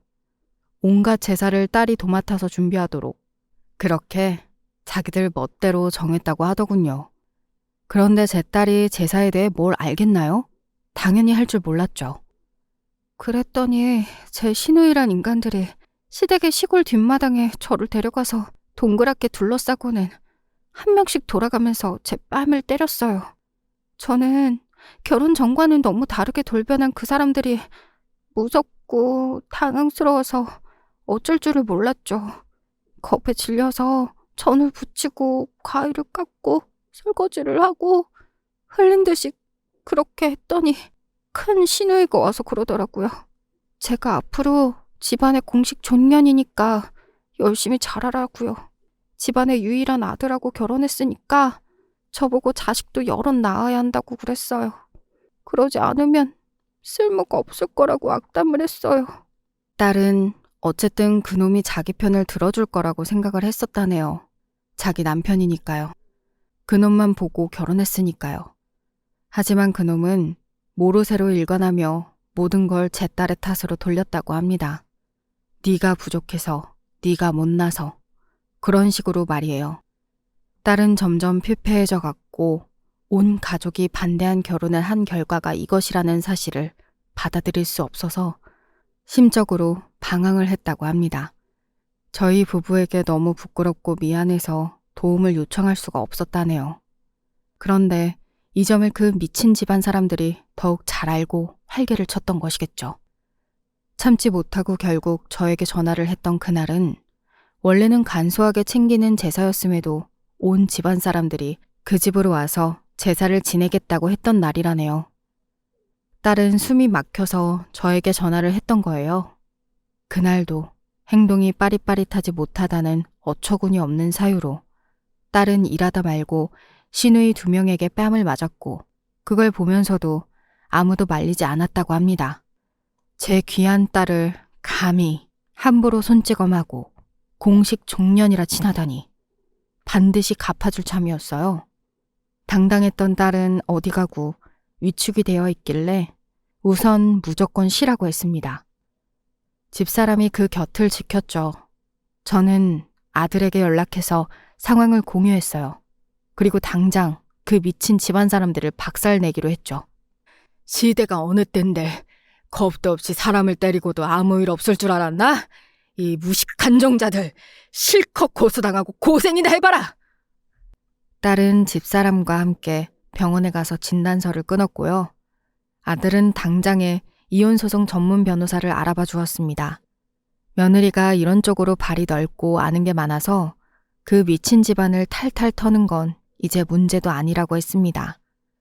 저는 그 미친 집안에서 크게 농사를 짓는다는 것을 알고 정확히 위치를 파악했어요. 그리고 어느 야심한 새벽, 제가 고용한 베트남 인부 20명이 그 땅들을 속속들이 망쳐놓았습니다.